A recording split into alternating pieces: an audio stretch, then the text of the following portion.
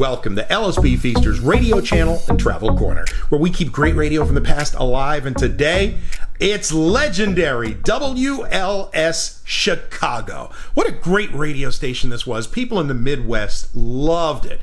And WLS had so many legendary personalities that worked there over the years. John Records Landecker, Fred Winston, Tommy Edwards, Jeff Davis, and many, many others. But for many WLS fans, there was only one jock that had his name above all the others, and that was the Super Jock, Uncle Lair, yes, the one and only Larry Lujack. Larry Lujack was actually on the air in Seattle, and in 1967, he left KJR Seattle and took over the evening shift at WCFL Chicago, beginning a relationship with the Midwest that would last for decades.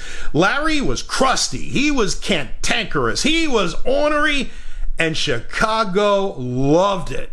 Lujack's actually said to have influenced many current-day radio personalities like Rush Limbaugh and Howard Stern.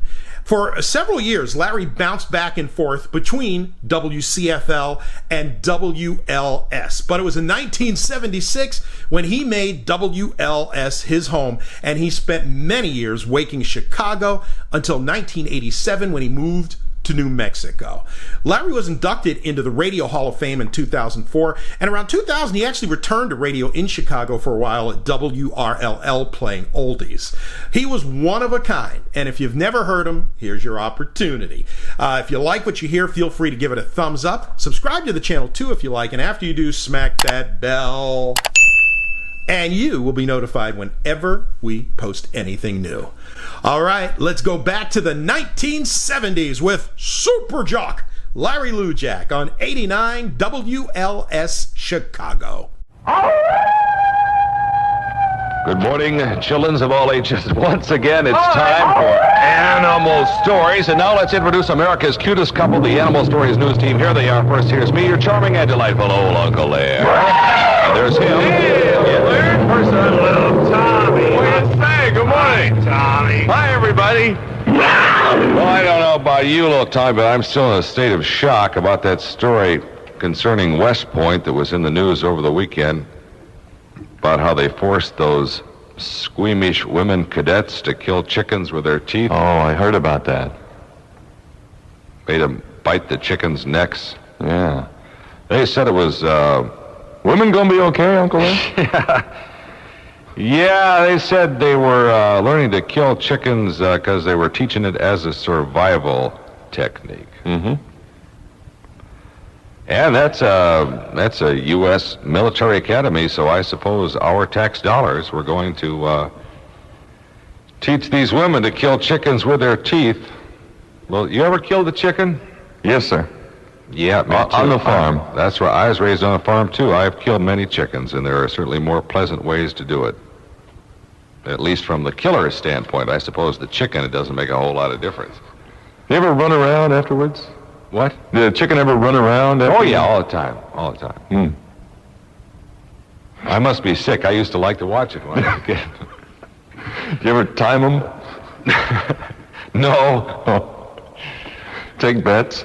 The story in the news over the weekend about a dope-sniffing dog in West Virginia, little Tommy named Gus. He and his policeman handler were going around the state to various high schools giving drug-sniffing demonstrations for the kids.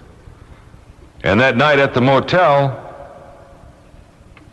Gus, the dope-sniffing dog, got into his policeman handler's jacket pocket, started sniffing some drugs, got stoned, started hallucinating, and bit the policeman twice while he was sleeping. Mm. On a high, huh?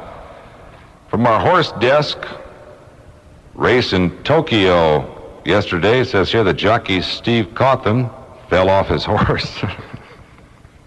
Horse didn't fall down or anything, he just fell off, but he was not injured. Horse is okay then. Yeah, kind of embarrassing for Steve. In the gorilla news, it says here that officials at the Milwaukee Zoo have given up trying to get Samson, their gorilla, to mate. He's a zoo's top attraction. They sent this young, sexy-looking female gorilla up there about 4 years ago, little Tommy, hoping they'd get it on, but nothing happened, so they're shipping her down to Lincoln Park Zoo here in Chicago, where she will join a group of other gorillas. Male gorillas at Lincoln Park are going to be in for a real treat, I figure, because she's been up there in Milwaukee, starved for affection, for these last 4 years, getting nothing. Yeah. So she's probably really up for it now. What about Samson? Is there something wrong with old Samson? Is he just too old, or is he kind of funny, or what? Well, he's 25. That's not, I think gorillas have a lifespan roughly equivalent to humans.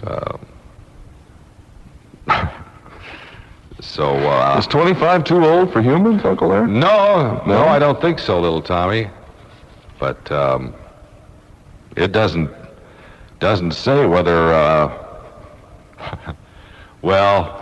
Doesn't say what? I mean, what's wrong with him? Well, it doesn't say what's wrong with him, little Tommy, and maybe we shouldn't even discuss it, but that's probably what's wrong with him, all right.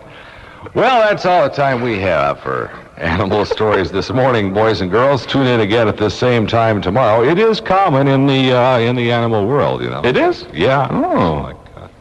Well, just like up on North Clark Street.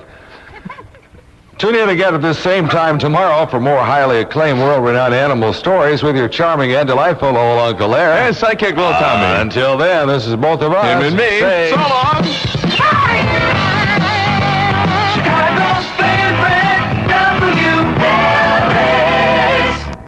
WLS. Don't miss great buys on everything photographic and free albums and T-shirts from the WLS Magic Bus this Saturday at the grand opening of the newest Helix in Yorktown Center in Lombard.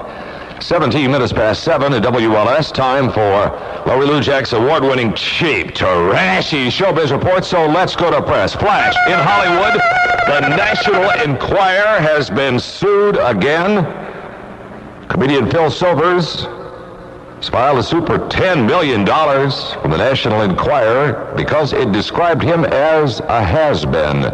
This is the third multi-million-dollar lawsuit filed in Los Angeles by Hollywood celebrities in the last 2 weeks against the National Enquirer. Earlier suits by comedian Paul Lynde and actress Shirley Jones and her husband. Phil says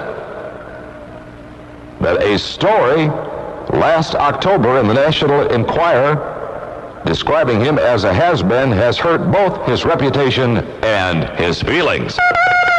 In Berkeley, Black Panther Party leader Huey Newton jailed on charges of drunken driving. Showbiz romance says here in Aaron Gold's column this morning that Farrah Fawcett is running around New York with Ryan O'Neal. When the photographers catch up with him, says that Farrah hides her face with her hands, and Ryan just smiles, kind of stupid-like. Liza Minnelli got married again in Manhattan last night.